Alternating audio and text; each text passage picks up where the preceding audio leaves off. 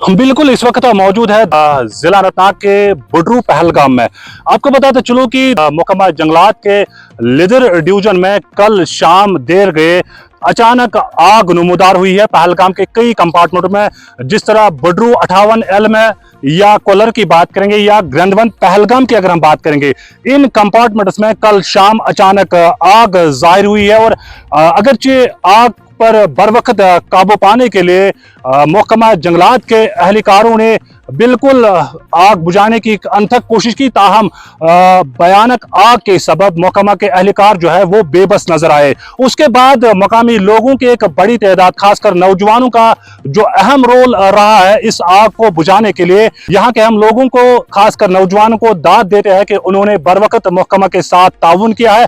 बिल्कुल इस वक्त हम बुडरू इलाके में मौजूद है, जहां खुद जंगलात की DFO लिदर शमा रूही यहाँ पे पहुंच चुकी है स्पॉट पे। इस वक्त हम बुडरू के 58L कंपार्टमेंट में, इनके साथ रेंज ऑफिसर और बाकी अमला भी मौजूद है। इनसे हम जानना चाहेंगे कि पहलगाम डिवीजन में जो भयानक आग जाहिर हुई है कल शाम से, क्या कुछ स्टेटस है इस वक्त। हाँ, जैसे आपने बोला कि हमारे डिवीजन में कल शाम से 2-3 जगह आग नमूदार हो गई, जिसमें बुडरू मेन जगह थी जहाँ पे ज्यादा बड़ी तादाद में आग थी।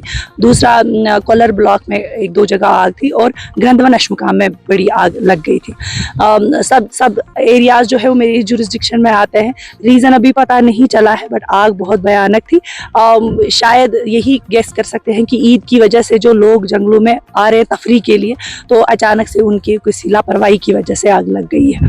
हमने कल शाम से ही सारा अमला इधर की तरफ पहुँचा दिया। हर रेंज से जो भी अमला था, चाहे वो फायर वॉचर्स थे, कैजुअल लेबर्स थे, एम्प्लॉयज़ थे, और जैसे कि आपने बोला लोकलों ने बहुत ज़्यादा मदद की। हमने मस्जिदों में ऐलान करवाया और लोकल सोसाइटी जो है वो बहुत मदद के लिए आ गई, और अभी तक 200-300 लोग एक ही जगह कर रहे हैं, डाउज ऑफ करने की कोशिश कर रहे हैं। इस टाइम जो स्थिति है जहाँ बुडरू में खड़े हैं, 58LA है ये, तो यहाँ पे अभी जो आग आप पीछे देख भी सकते हैं कि आग पे काबू पा गया है, इट्स अंडर कंट्रोल, और 80% आग पे काबू पा गया है। अब कुछ जो गिना चुना बच गया है वो हम शाम से सूरज ढलने से पहले इंशाल्लाह खत्म कर लेंगे। मेन रास्ता अमीन शाहरा जो है वहां से लगभग 4 किलोमीटर दूरी के फासले पर ये कंपार्टमेंट आते हैं। और कितना कठिन मुकाबला था महकमा के अहलकारों के लिए। जैसे आपने बोला कि जंगल का टेरेन ही ऐसा होता है कि जो नॉर्मल रूट नहीं होता, ये हाई ऑल्टीट्यूड्स होते हैं, हाई टेरेन्स होते हैं, और ऐसे इलाके होते हैं जहाँ पे लोग नॉर्मली पहुँच नहीं पाते। तो नेचुरली हमारे लिए एक टफ टाइम रहता है ये जब आग जंगल में लग जाती है। इसीलिए हम बार बार लोगों से गुजारिश करते हैं, बार बार न्यूज़ में आते हैं, बार बार मीडिया की वसादत से कोशिश करते हैं लोगों को ये बताएं कि जब एक बार ये जंगल में आग लगती है तो हमारे लिए बहुत मुश्किल हो जाता है। दूसरी बात कि ऐसे कुछ किस्म इतने खास आलात भी नहीं है, इक्विपमेंट्स भी नहीं है, जिसकी वजह से इतने हाई टेरेन्स में ये आग बुझाई जाए, क्योंकि फायर एम्बुलेंस नहीं जा सकती, फायर सर्विस नहीं जा सकते, लोग ज़्यादा पहुंच नहीं पाते। तो वंस आग लग जाती है तो फिर हम पे ही ये सारा बोझ आ जाता है, और हमारे लिए बहुत डिफ़िकल्ट होता है इस सब को डाउज ऑफ करने में या कर्व करने में। तो इसीलिए बार बार लोगों से गुजारिश है कि ऐसे कोई काम ना करे जंगलों में जिससे ये आग लग जाए। जंगल के रखवाले जो है, जब भी आग के वारदात रोनुमा होती है जंगलों में, तो महकमा के अहलकार अपनी जान को जोखम में डाल के, अपनी जान की परवाह किए बगैर स्पॉट पे पहुंच जाते हैं। क्या आपको लग रहा है कि अहलकारों को ऐसे हालात होने चाहिए जिससे वो बर वक्त आग पर काबू पा सकते हैं? एब्सोल्युटली, आई थिंक 2 चीज़ें होनी चाहिए कि एक तो एक्स्ट्रा अमला होना चाहिए। फॉरेस्ट में ऑलरेडी एम्प्लॉयज़ की बहुत कमी है और जंगलात बहुत वसी इलाकों तक फैला, बहुत सारे हेक्टेयर्स तक फैला हुआ होता है, तो ऑलरेडी जो एम्प्लॉयज़ है वो थोड़ा सा कम है, रेनफोर्समेंट होना चाहिए एम्प्लॉयज़ का। और दूसरी बात, आलात भी ऐसे होने चाहिए जिससे जल्दी से जल्दी इस आग पे काबू पाया जाए। बट सिंस अभी ऐसा हमारी कंट्री ऐसी है कि उतने भी ज़्यादा बड़े कोई हम इकदाम उठा नहीं सकते, बट कोशिश करते हैं कि जितने भी आलात हैं हमारे पास या जितने भी हमारे अमला है वो कोशिश करते हैं कि इसको काबू पाया जाए। तो तरह का नुकसान हुआ है इस सब सोने का?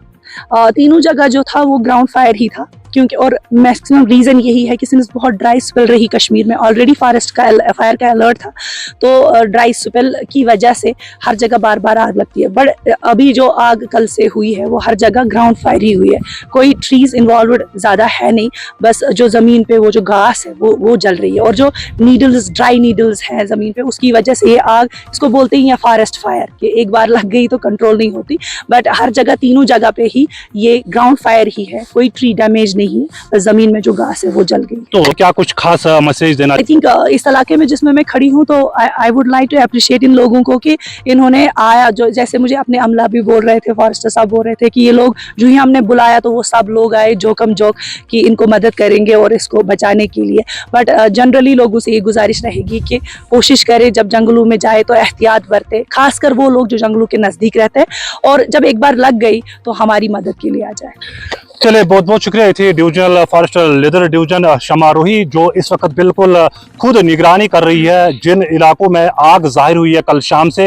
हालांकि इन्होंने भी, इनका तबीयत जो है वो नासाज है, लेकिन इन्होंने भी अपनी जान की परवाह न करते हुए सुपाट पे पहुंच चुकी है। बडरू पहलगाम के 58L कंपार्टमेंट में जिस तरह भयानक आग जाहिर हुआ है कल शाम से, आज खुद ये सुपाट पे आई, इनका पूरा अमला साथ रहा है इनके साथ, और इनका यही कहना है कि आग लगने का वजह जो है, जो ईद के मौके पर, मुकद्दस मौके पर नौजवानों की टोल या जंगलों की तरफ रुख करते हैं सैर व तफरी के लिए। हम इन्होंने कहा कि तकरीबन 80 से 90% जो है फायर पर कंट्रोल पाया गया है, आग पर काबू पा लिया गया है।